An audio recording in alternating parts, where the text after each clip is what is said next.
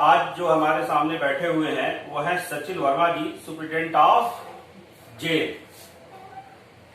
इनका चयन जो है 2020 पीसीएस के माध्यम से हुआ है।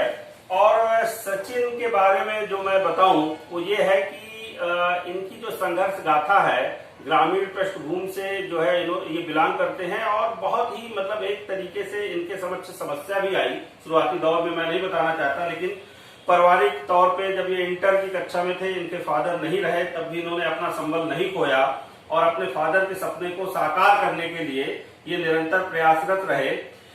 इस क्रम में इनका जो चयन है वो पूर्व में एसआई की पोस्ट पे भी हुआ और वर्तमान में ये इस चयन के पहले तक प्राथमिक विद्यालय शिक्षक भी हैं और साथ ही साथ जो है ये जो है यूजीसी नेट हिस्ट्री से भी हैं।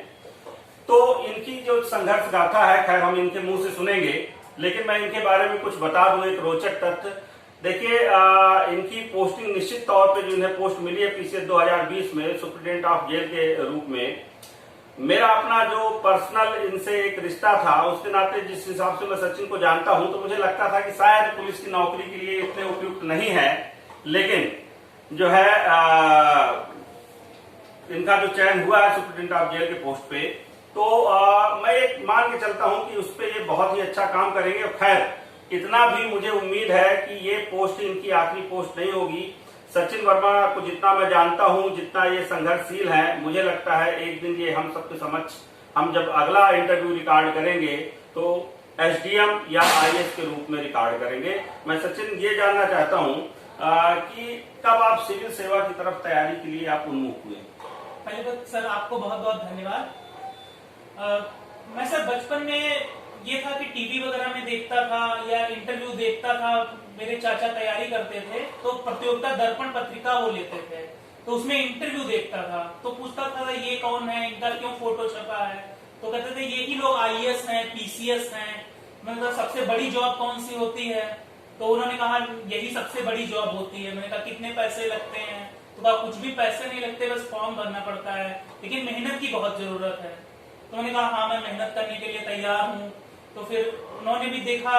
फिर ये भी था कि मैं हर क्लास में टॉप करता था, ये रहा मेरा इंटर तक था कि मैंने हमेशा टॉप ही किया है। और विद्या भारती के स्कूल में मैं प्रधानमंत्री था, छात्र संसद वहां पर होती है, तो वहां पर निर्विरोध प्रधानमंत्री में रहता था। और एक ये था कि कुछ आगे करना ही है। वहीं से मुझे लीडरशिप क्वालिटी डेवलप हुई, यहाँ लखनऊ आया, देखा, आपसे मुलाकात हुई, आपसे मिलता रहा, फिर लोगों से मिला, तो मुझे मोटिवेशन मिलता रहा सर। अच्छा सचिन, ऐसा तो होता नहीं है। देखिए, जो मेरा अनुभव है कि सिविल सेवा में कई बागी चयन पहली बागी में नहीं होता, एक समय लग जाता है। वैसे भी जो ये परीक्षा है वो लगभग 2 साल तो ले ही लेती है। इवन पोस्टिंग तक कहें तो कभी कभी 2.5 से 3 साल, अब तो खैर समय अच्छा आ गया है तो 2 साल में जो है ये बातें पूरी हो जाती हैं। तो अगर मान लीजिए किसी एग्जाम को हमने दिया और क्वालिफाई नहीं हुए तो फिर अगले एग्जाम के लिए फिर 2 साल लग रहे हैं। तो एक प्रकार से आपने जो है इसके पहले 3 इंटरव्यू दिए हैं, 3 बार की मेंस दिया है पीसीएस का। तो कैसे अपनी तैयारी को आप कंटिन्यू बनाए रखें बिना डिसमोटिवेट होते हुए, मतलब हतोत्साहित हुए बिना, आप अपनी तैयारी को किस प्रकार से आगे कंटिन्यू रखें?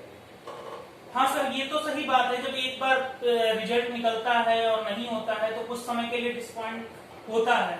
कि जैसे मैं 2015 से ही मेंस का स्टार्ट किया था, मेंस देना, लेकिन फिर उसके बाद ये था कि हर साल मैंने मेंस दिया हुआ है। तब मेरे 2 विषय थे, तो मैंने अपनी कमियों को पहचाना।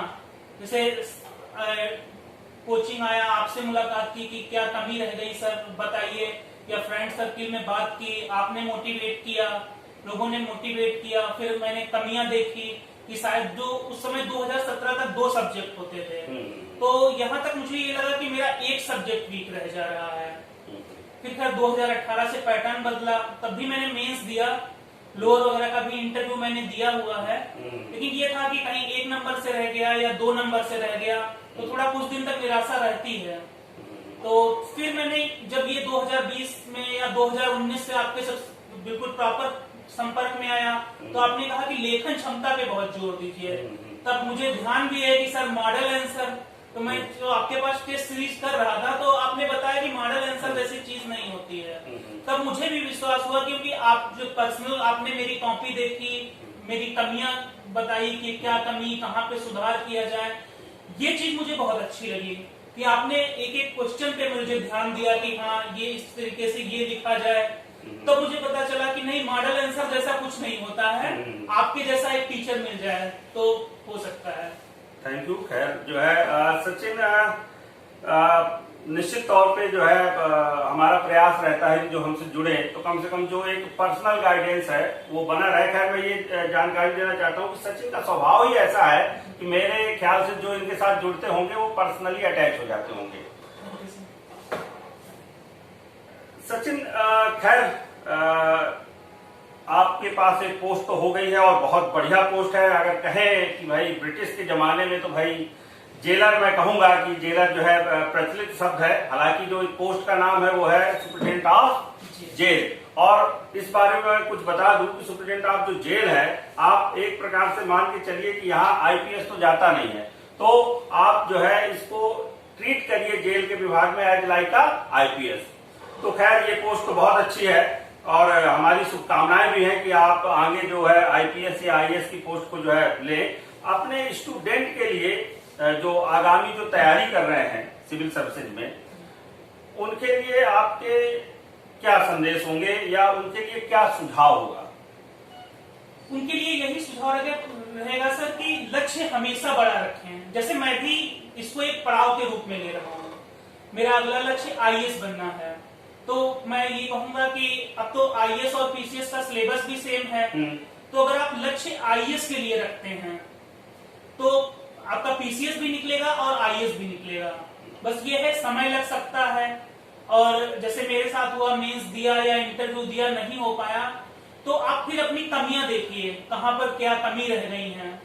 तो मैंने अभी बताया कि जैसे एक सब्जेक्ट या कुछ भी, तो ये कहना चाहता हूं कि प्री से पहले मेंस की तैयारी हो जानी चाहिए। बिल्कुल। अब ऐसा टाइम आ गया है कि प्री के बाद 2 महीने का टाइम मिलता है, उस बीच में इतना तैयार करना पॉसिबल नहीं है। राइटिंग मस्ट है। कोई ऐसा गुरुजन मिल जाए, अध्यापक मिल जाए या कोई भी फ्रेंड सर्किल जो आपको कमियां बता सके। वो मॉडल आंसर जैसा नहीं कि आपको मॉडल आंसर पकड़ा दिया, आप अपने आप मिला लीजिए। आपको खुद पर्सनली गाइड करे कोई ऐसा व्यक्ति हो। फिर ये देखिए कि आपकी कितनी तैयारी है। मेंस का लगभग आपका 60% तैयार हो जाए तभी आप प्री के लिए अपीयर कीजिए। और जो स्पेशल मेंस के जैसे टॉपिक हैं, आपका ऑप्शनल हो गया, इथिक्स हो गया, ये तो आपके प्री से पहले तैयार ही हो जाएं। बिल्कुल।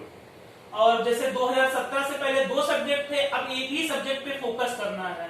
तो सब्जेक्ट में अपने स्पेशलाइजेशन चाहिए। और मेन है राइटिंग।